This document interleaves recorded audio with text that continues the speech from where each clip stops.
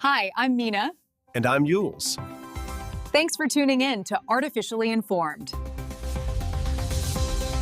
Okay, let's dive in.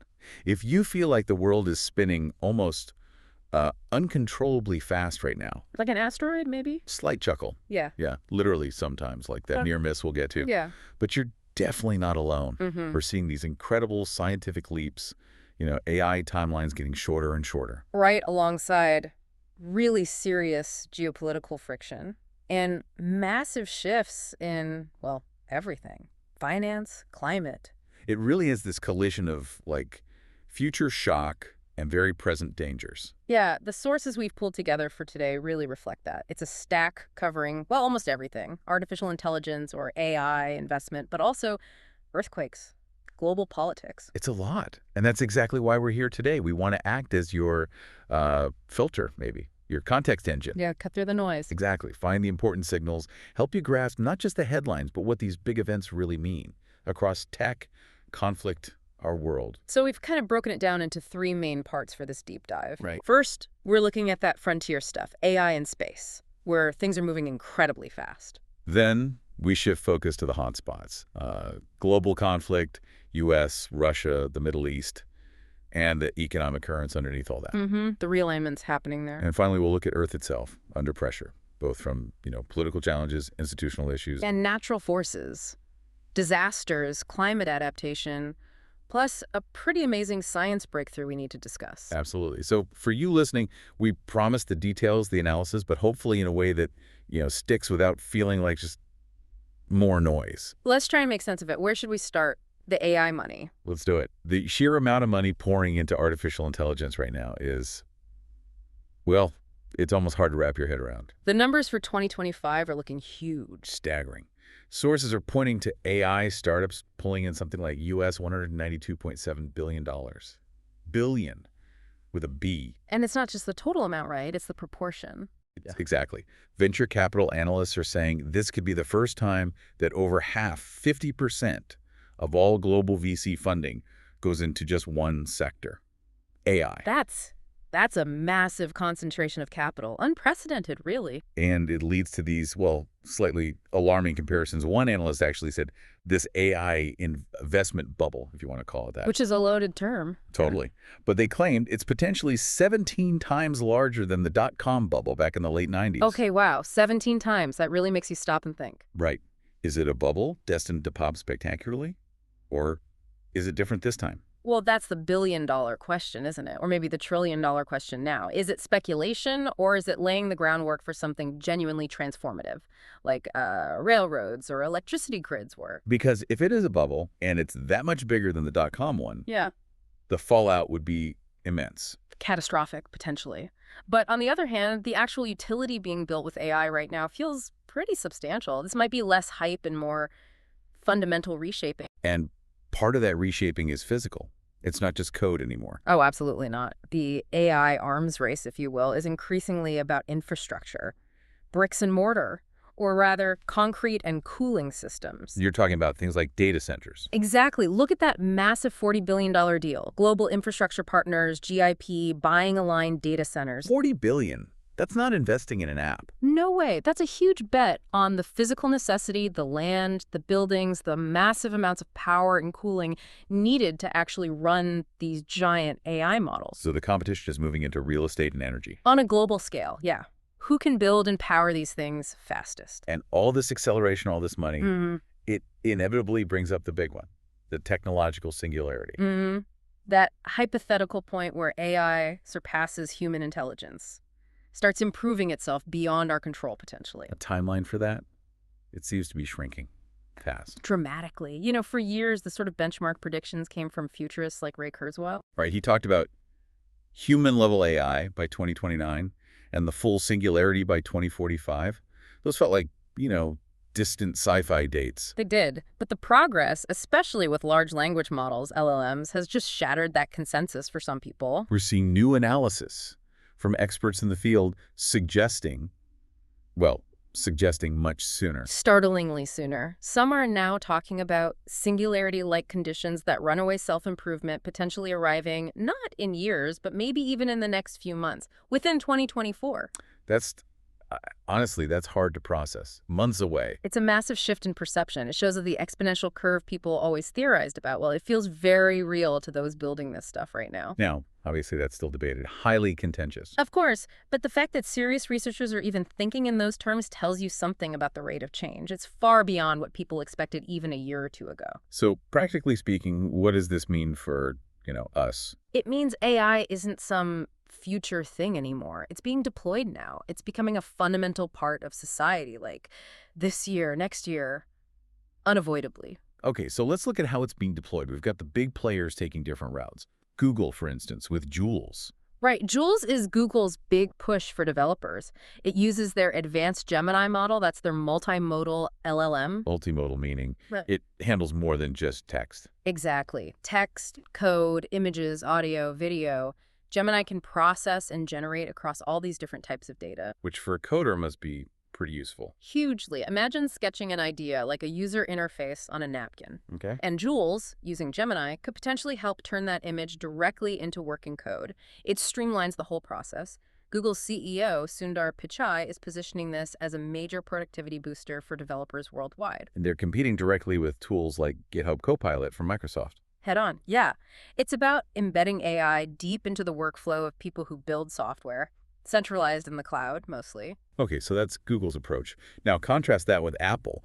They seem to be going a different way with iOS 26. A very different way. Apple's big focus, based on their new foundation models framework, seems to be local AI, on-device AI. Running the AI directly on your iPhone or iPad, not sending data back and forth to the cloud constantly. Precisely. It's a strategic choice leaning heavily into privacy and potentially responsiveness. Which tackles that core tension in AI, right? The trade-off between powerful capabilities and, well, data security and privacy. Exactly. Apple is betting that users will value that privacy and on-device performance. By processing locally, you minimize the risk of data leaks. So your personal information stays on your device while still getting smart features. That's the goal. Things like real-time translation, smarter text prediction, personalization, all happening securely on the device itself.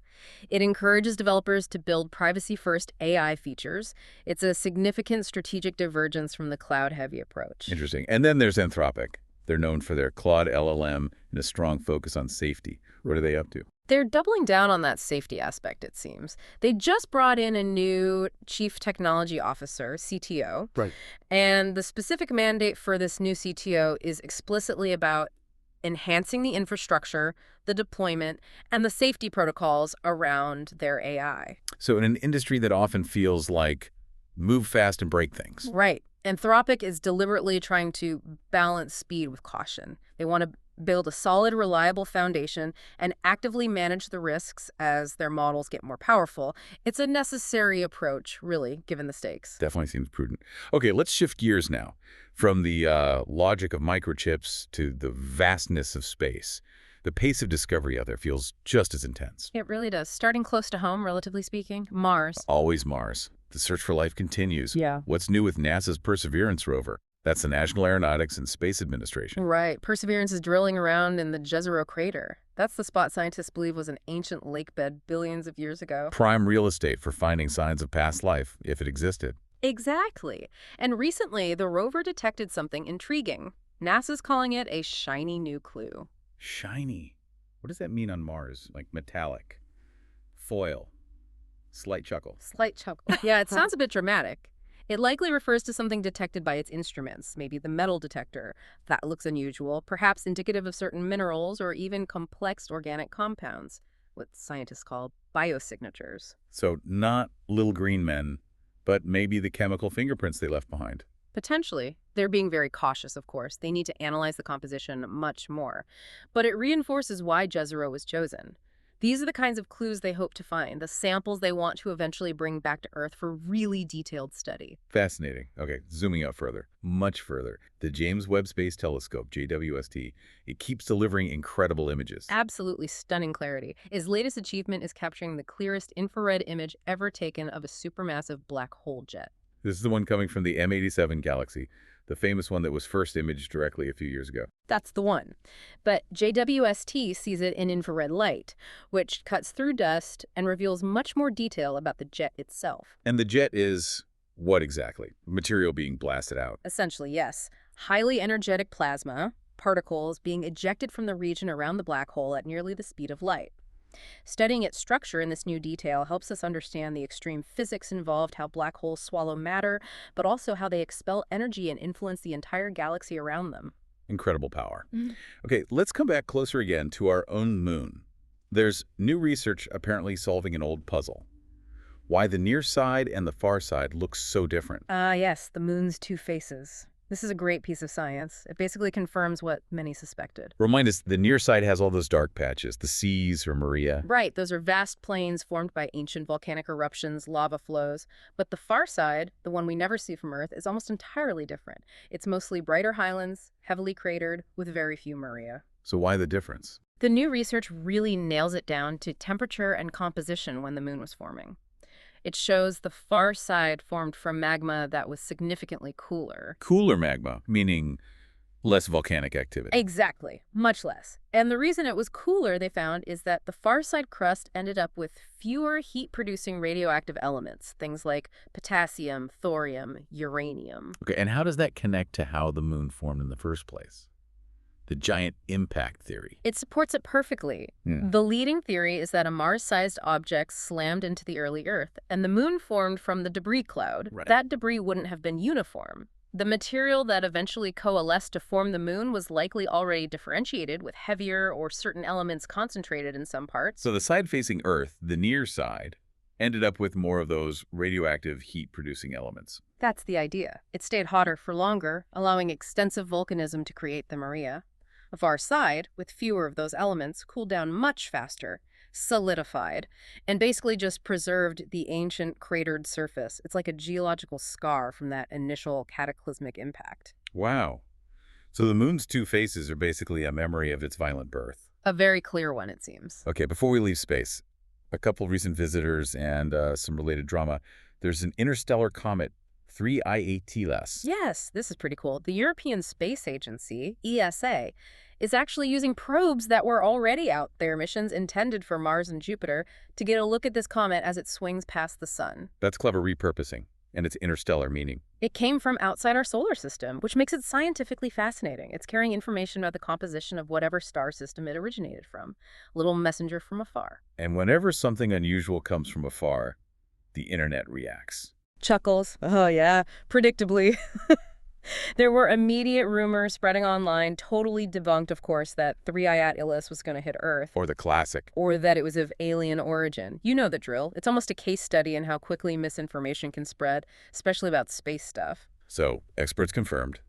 Interesting comet, zero danger. Zero collision risk.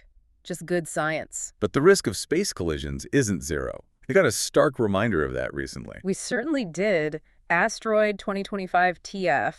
It kind of snuck up on astronomers. How close did it come? Shockingly close. It flew past Earth at a distance of only about 250 miles. Wait, 250 miles? That's closer than the International Space Station orbits, isn't it? Much closer. It's less than the distance between, say, London and Paris. An incredibly close shave in cosmic terms. And we didn't see it coming until the last minute. Apparently not very far in advance, which just underscores how vital it is to keep improving our near-Earth object, or NEO, detection systems.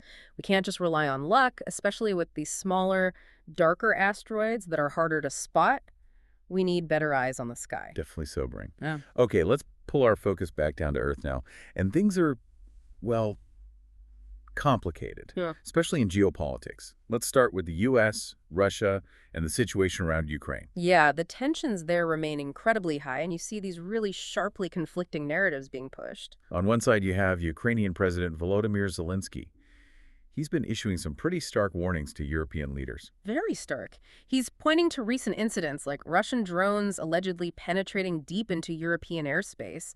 As proof that the threat isn't just contained to Ukraine, he's arguing it's a direct threat to the whole continent. And he's pushing this idea of a collective defense, like a drone wall. Right. He's basically saying Europe needs a unified air defense system against drones and missiles, and offering Ukraine's battlefield experience as a key part of building that. It's a strategic message. This is your fight, too. Help us help you. Trying to galvanize support and more aid, presumably. Clearly. But then you have the counter-narrative from Moscow. Russian President Vladimir Putin's response. He's completely dismissing the idea that Russia poses any threat to NATO countries. He recently called the notion that Russia would attack NATO inconceivable, just complete nonsense, in his view. And he's framing those European warnings as Deliberate fear-mongering. He spoke at the Valdai Discussion Club, suggesting European leaders are either, quote, incompetent or actively dishonest in spreading these fears. He urged them to focus on their own internal problems, social issues, economic troubles, instead of, as he put it, manufacturing external threats. two completely different realities being presented there. Absolutely. And this plays directly into the ongoing debates about military aid for Ukraine, specifically the question of long-range missiles like the Tomahawk. Kyiv wants them, obviously. What's the U.S. position? It's complicated. U.S. Vice President J.D. Vance recently commented on this. He said that while they're considering the request, actually supplying Tomahawks right now is unlikely. Why unlikely? The reason given was constraints on the U.S. Navy's own inventory. Basically, the U.S. needs to keep enough of these advanced missiles or its own strategic readiness, so there isn't a large surplus available to send. And Moscow's reaction to even the idea of Tomahawks going to Ukraine. Very strong warnings. Putin stated that deploying weapons like that would be a major escalation, crossing a red line. He also suggested it would inevitably require American military personnel on the ground to operate and maintain them. Raising the stakes significantly. And adding another layer of difficulty is the political situation within the U.S. itself. You mean the government shutdown? Exactly. Our sources confirm that the shutdown has effectively stalled crucial talks between Washington and Kyiv about ongoing military aid packages and weapons transfers. So domestic politics are directly impacting international security and Ukraine's defense capabilities. At a really critical moment, too, with reports of increasing Russian military pressure on the front lines, understandably, Ukrainian officials are expressing serious concern about their reliability of U.S. support when things like this happen. The uncertainty must be incredible. Predictably, with outrage. They condemn the seizure as piracy and a violation of international maritime law. They argue France had no right to interfere with commercial shipping like that. But the French message was clear. We're watching the Shadow Fleet, and we will act. That seems to be the strategic signal, yes. Enforcement is stepping up. Now, complicating the united front against Russia, there seems to be some friction within the NATO alliance itself, specifically involving Turkey. Yes, this highlights the real-world complexities. Turkey typically attributed to President Trump to stop buying Russian natural gas. Why did they reject that? Their energy minister stated it very plainly. Energy security is paramount. They need reliable gas supplies, especially heading into winter, and they're not going to cut off Russian imports that they depend on. So national interest versus alliance pressure. It's a classic dilemma. It shows how difficult it is to maintain complete unity against Moscow when key allies have significant immediate economic dependencies. NATO solidarity runs up against energy realities. Okay, shifting focus slightly, but still in the realm of U.S. foreign policy and security. President Trump has made a significant declaration regarding drug cartels. Yes, this is a major development.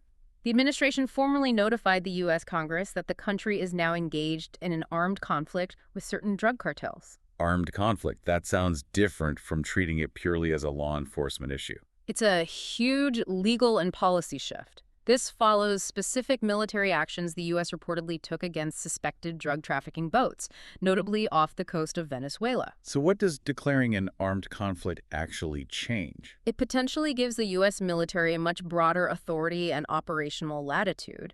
The kind of rules of engagement usually reserved for conflicts with state actors or recognized terrorist groups could now potentially apply to these cartels. Treating them less like criminals and more like enemy combatants? That appears to be the direction. The stated goal is to dramatically escalate the fight against drug trafficking by using more direct military force and capabilities, viewing these powerful cartels as hostile forces threatening national security. A significant escalation indeed. Let's move now to the Middle East, where the situation, particularly concerning Gaza, remains incredibly volatile and is having global repercussions. Absolutely. The recent interception of the global Sumud flotilla by Israel in international waters generated immediate and widespread reaction. This was the flotilla aiming to break the blockade and deliver aid to Gaza. And it had some high-profile activists on board. Yes, including the climate activist Greta Thunberg. Their detention really amplified the international attention on the incident and the ongoing blockade itself. What was the fallout globally? It was significant. We saw large protests erupt in major cities, Rome in Italy, Paris in France, Barcelona in Spain, and others. People condemning Israel's actions, demanding an end to the blockade, expressing support for Gaza. Indicating pretty widespread international concern about the humanitarian situation. Definitely. And in some places, those protests reportedly involved vandalism, showing the intensity of the anger. And this brings up a really difficult legal question, doesn't it? The blockade itself. It's at the heart of the debate. Is Israel's sea blockade of Gaza, which restricts goods, including humanitarian aid, a legitimate security measure? Or does it constitute collective punishment against the civilian population, which would be a violation of international humanitarian law, potentially a war crime?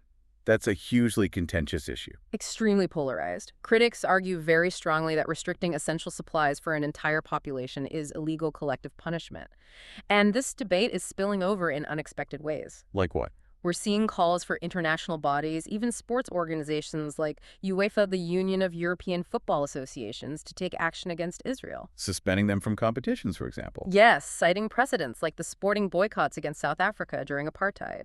It shows how the political and legal arguments are bleeding into cultural and sporting arenas. Meanwhile, on the diplomatic front, there was an attempt by President Trump to force some kind of resolution. Yes, he issued a very tight deadline, a Sunday deadline, for Hamas to accept a 20-point peace proposal aimed at ending the current hostilities.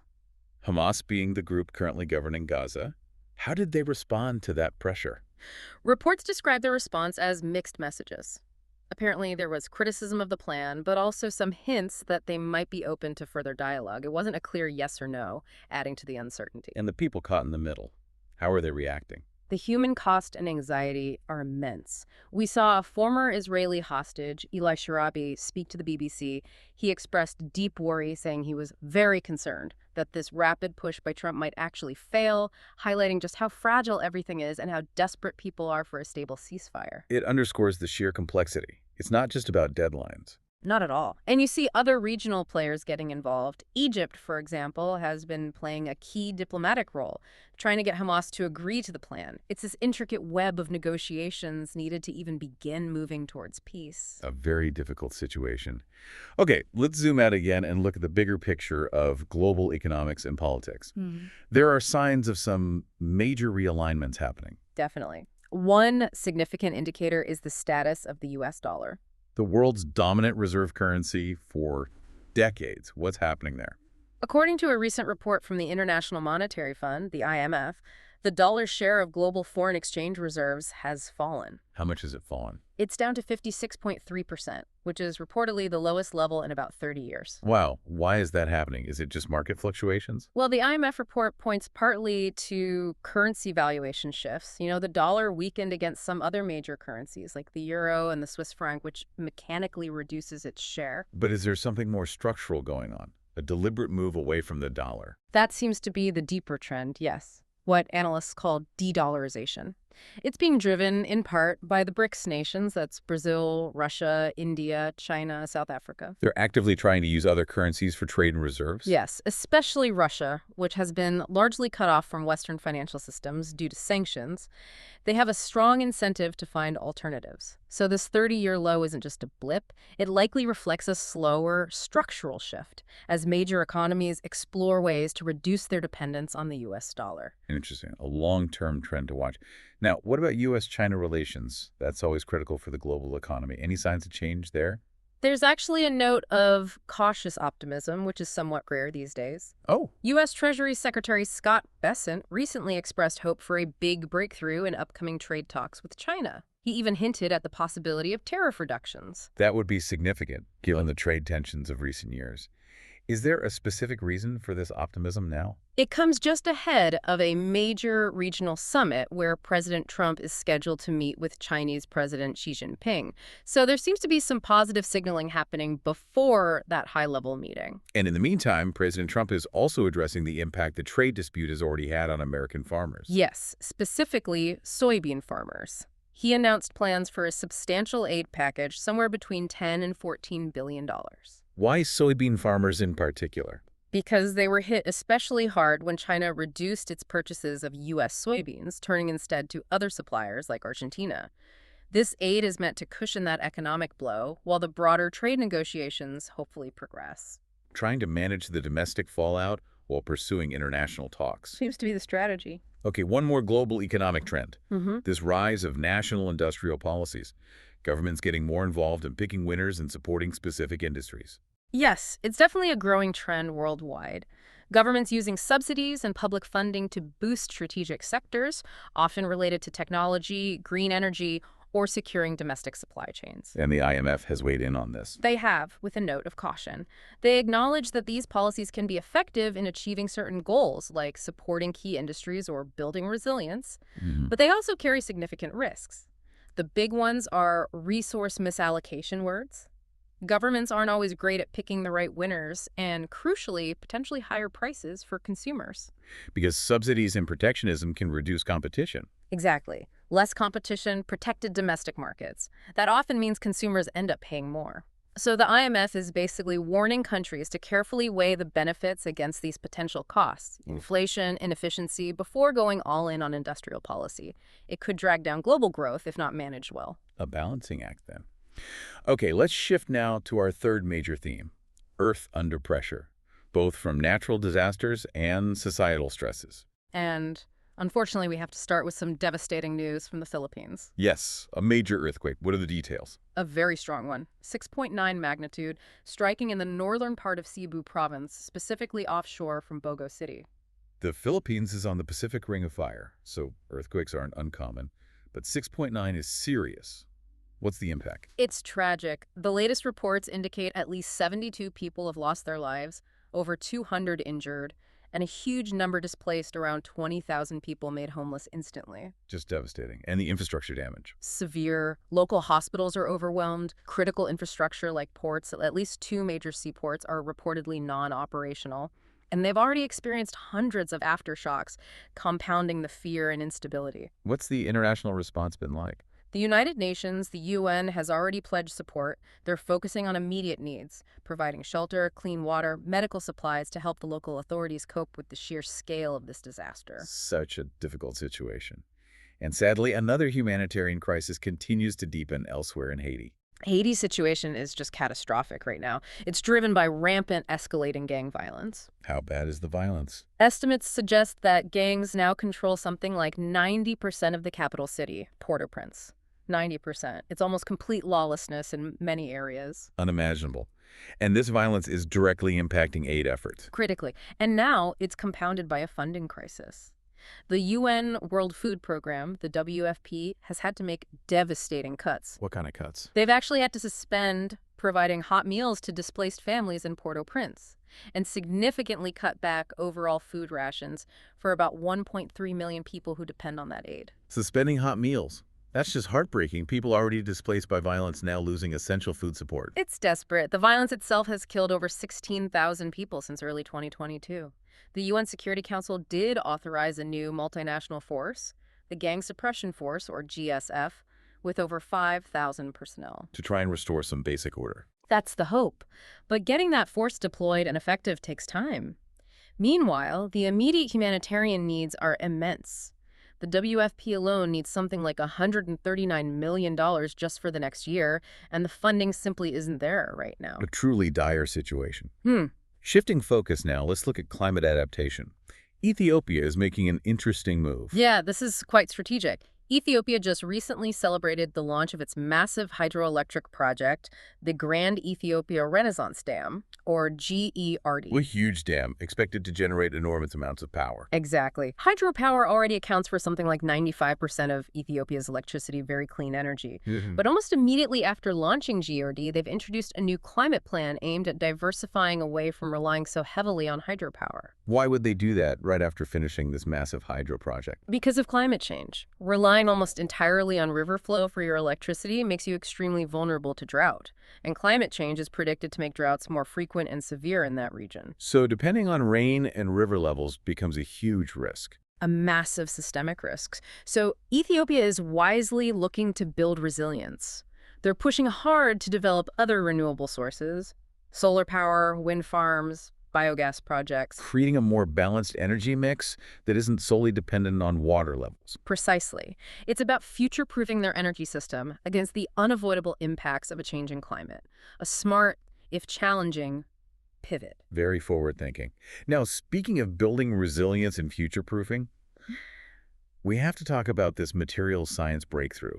It sounds almost like science fiction. It really does. Researchers at MIT, the Massachusetts Institute of Technology, have figured out how to turn basic building materials into batteries. Wait, turn concrete into batteries? Essentially, yes. They've developed what they call carbon cement supercapacitors. Okay, break that down. How does it work? They take two really common cheap materials, regular cement, the stuff used in concrete everywhere, and carbon black, which is basically a form of powdered carbon, also very abundant and conductive. And then mix them together. Right.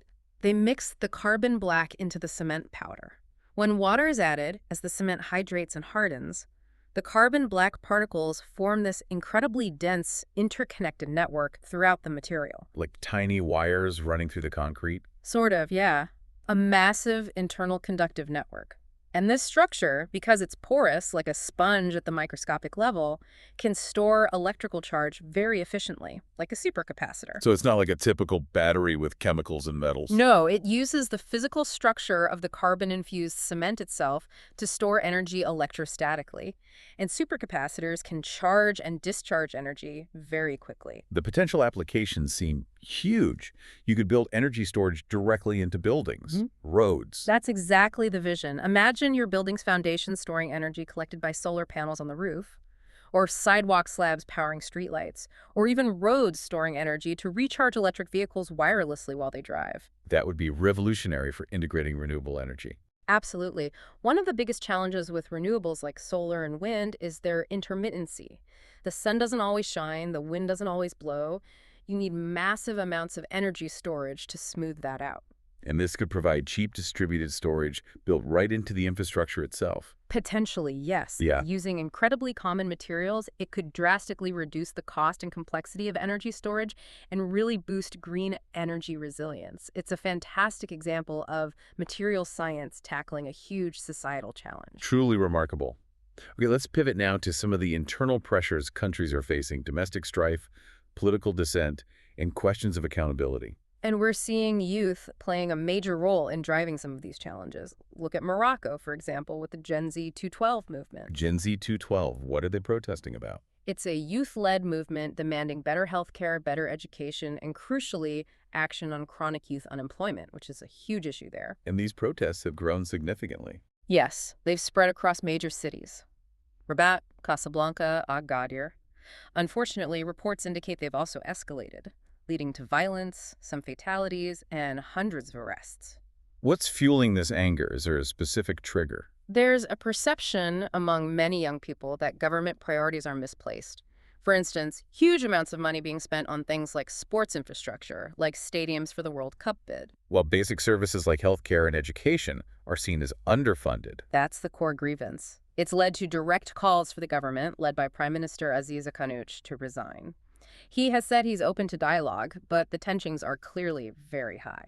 And it's interesting how these movements mobilize, often using social media. Absolutely. Platforms like TikTok and Instagram are reportedly key tools for organizing and amplifying their message. It's that modern blend of traditional political frustration and digital mobilization. Now let's contrast that with Argentina. Different situation, but also significant political turbulence facing President Javier Milei. Right. President Milei came in with a, yes, this is incredibly serious and has sent shockwaves far beyond the local community. Pastor Robert Morris, who founded Gateway Church, one of the largest mega churches in the U.S. That happened. He pleaded guilty to charges of child sex abuse. The case involved a 12-year-old girl several decades ago. A guilty plea from such a prominent figure. It's deeply unsettling, and it inevitably raises profound questions about accountability, transparency, and the potential for abuse of power within large, influential religious institutions. There are calls for greater scrutiny and stronger mechanisms to prevent this. Absolutely. It underscores the critical need for robust internal policies, independent oversight, and a culture that prioritizes protecting the vulnerable over protecting the institution's reputation. A very difficult but necessary conversation. Now, another kind of institutional crisis, though obviously very different, is playing out in the world of professional sports, specifically the WNBA. Yes, the Women's National Basketball Association. There's been very public friction involving their biggest star, Caitlin Clark. Clark, the rookie phenomenon, who's brought huge new attention to the league.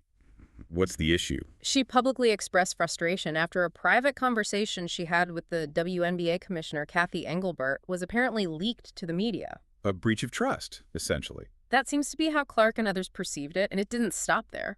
Other prominent players came out criticizing Engelbert, even calling her a delusional leader. Yeah. Strong words. So this isn't just about one leaked chat. It points to bigger issues. It seems to reflect broader, deeper concerns among players about the league's leadership, its overall strategy, maybe how effectively it's capitalizing on the current surge in interest driven by players like Clark. And it's happening against a backdrop of upcoming labor negotiations, potential contract disputes. So eroding trust between players and the league leadership at a critical time for the WNBA's growth. Exactly. It highlights challenges in managing star power, communication, and labor relations within the league. Okay, and one more flashpoint, where institutional dynamics meet broader societal conflict. The ongoing culture wars. Yeah. This time involving Elon Musk and Netflix. Right. This illustrates the power of influential figures to mobilize ideological outrage and the immediate market impact it can have. What triggered it? Elon Musk publicly called for people to cancel Netflix. He led a significant right-wing backlash against the streaming service. Why? What was the specific complaint? It was over the inclusion of a transgender character in a children's animated show produced by Netflix. So part of the broader debate about representation and woke content in media. Exactly. Musk and other prominent conservative voices amplified the criticism, accusing Netflix of pushing an agenda. And the interesting thing is, it had a tangible effect. On Netflix's business. Yes. Reports indicated that Netflix's stock price saw a noticeable dip immediately following this coordinated online campaign. It's a stark example of how culture war battles, amplified by powerful voices on social media, can translate directly into financial consequences for major corporations. The power of the platform, indeed. Okay, before we wrap up this section on institutions, let's note a genuinely historic appointment. Yes, a major milestone within the Church of England. What happened? Sarah Milei has been selected as the next Archbishop of Canterbury. And the significance of that is? She will be the first woman ever to hold that position in the Church of England's entire 1,400-year history. Wow, 1,400 years. That's truly historic. It follows reforms that allowed women bishops only relatively recently, right? Yes. The change allowing women into senior roles like bishops happened in 2014, so this appointment is the culmination of that long struggle for gender equality within the church's hierarchy. But even such a landmark appointment isn't without controversy. No, particularly concerning her views on social issues. Milei is seen as relatively progressive, especially regarding LGBTQ+ inclusion. She's advocated for allowing prayers or blessings for same-sex couples. Yes, and that stance has drawn immediate criticism from more conservative factions within the global Anglican communion, like the JAFCON group. They see it as straying from traditional doctrine. So she steps into this historic role, facing significant internal division. Definitely. She's framed her upcoming leadership around themes of unity and pastoral care, famously saying hatred and racism cannot tear us apart. But she is undoubtedly becoming archbishop at a time of deep theological and cultural tension within the church, a symbol of progress, but also a focal point for ongoing debates. A fascinating moment of change within a very old institution. Indeed. Okay, wow. We've covered a lot of ground today. Let's try to quickly recap this dizzying journey. Chuckles dizzying is the word. We started with that mind-bending acceleration in AI, the sheer scale of investment, that $192.7 billion figure. Right. Potentially half of all VC money. And the AI race becoming physical, about data centers like that $40 billion GIP deal. And those shifting Singularity timelines maybe months away. Yeah. Contrasting Google's cloud approach with Apple's bet on local private AI. Then we went to space. Perseverance finding that shiny clue on Mars. JWST giving us that incredible black hole jet image. And finally, understanding the moon's two faces, linking back to the giant impact theory. Plus, dodging comets and surprise asteroids. Chuckles felt like it.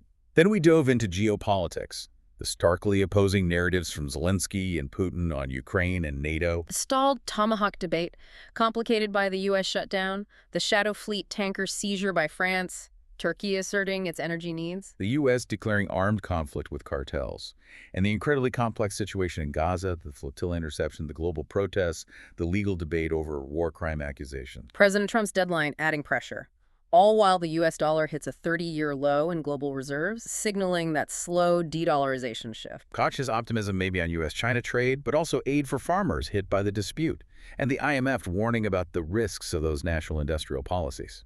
And finally, Earth under pressure. That awful earthquake in the Philippines, the heartbreaking crisis in Haiti with gang control and WFP funding cuts. Ethiopia's smart move to diversify energy away from just hydropower. Youth dissent in Morocco, political setbacks for Milei in Argentina. And those tough accountability moments, the guilty plea from Pastor Morris, the WNBA leadership crisis, the Musk versus Netflix culture clash. Finishing with that historic but still debated appointment of the first female Archbishop of Canterbury. Phew. Okay, so if there's one common thread through all of that, what would you say it is? I think it has to be uncertainty. And just the sheer speed of disruptive change. It feels like everything is shifting at once, technologically, politically, environmentally. Yeah, and often the information we get feels contradictory, doesn't it? Like we're getting signals from completely different realities sometimes. Absolutely. Which brings us back to something fundamental we touched on earlier, how our brains even process all this. You mean the idea that our brain is constantly constructing its own reality, based on predictions, past experiences, the information it chooses to let in? Exactly. So think about the conflicting things we discussed today. Russia saying a NATO attack is inconceivable while Ukraine warns of imminent danger.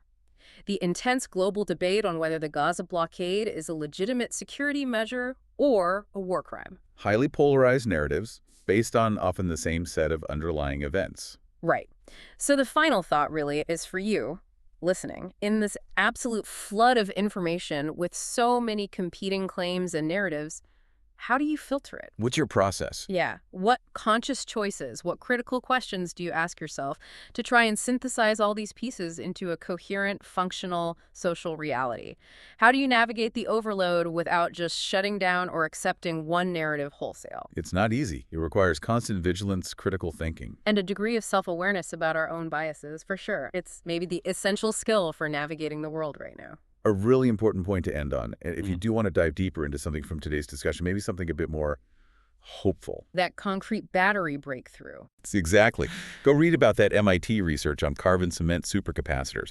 It's just a fascinating glimpse into how material science could fundamentally reshape our infrastructure for a more sustainable future, building resilience right into the foundations of our world. A genuinely positive note to explore further. Well, thank you for joining us on this very packed deep dive. Thanks for listening. We'll see you next time. For enjoying Artificially Informed. Hit subscribe and share it with a friend. From the left, the right, and straight from the algorithm. Thank you. That's it for today's Artificially Informed. Nope. Thanks for spending your time with us. Yeah. Stay sharp, stay curious. See you next time.